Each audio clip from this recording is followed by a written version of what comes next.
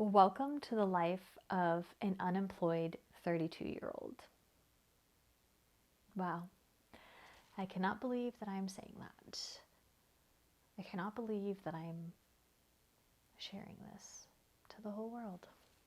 I feel a lot of embarrassment. I feel shameful. I feel fearful. I feel scared. I feel excited. I feel a sense of relief. There are a lot of things that I'm feeling right now. I want to share this with you and for myself to be able to have a visual diary of when shit went down and to see the growth. I'm excited for this new journey, even though I am very fearful of the unknown. I think this is a good start to a new life, a new Bianca, a new me. I feel like for the longest time with my photography, videography journey, that I was never able to say, I am a photographer. I create content. I create videos. Like, I was never able to say that because I had a full-time job. My identity was, I am X. Like, whatever job that I have, I am that. And that's not who you are. You are not your job. Granted, you spend a lot of your time at your job. You spend more time with your coworkers than you do with your significant other or like your family. It's so hard to, somebody says, and this is triggered because this week I am going to an event in Seattle, and I just know whoever I meet, because it's a networking event, that the first question is, what do you do for work? What is your job? What do you do? And the first instinct is to say, I do this. And then whoever you tell is like, oh, they do that. Like, they have this like judgment of you based on what you do for work. And for me, that's how I was. Like, I was like, yeah, I do this. But I also take photos, or I also make videos, or like whatever it is, right? But that's always been the back burner. It's never been, that's what I do. And I think it's because I've created this identity over like what my job is, and that's who I am. For this coming week, when I go to my event,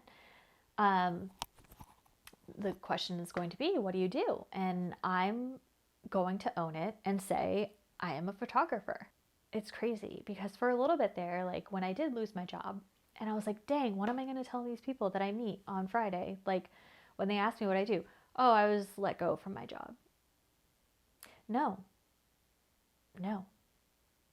that's not your identity. Your job does not define you. You define yourself, just like your past doesn't define you. We are moving forward.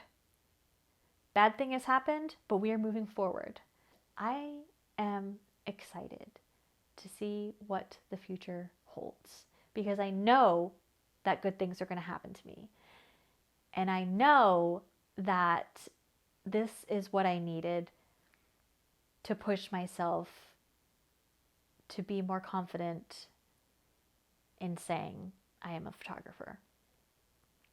And I don't know if you can see it, but there's a photo of me over there as a little girl with no front teeth.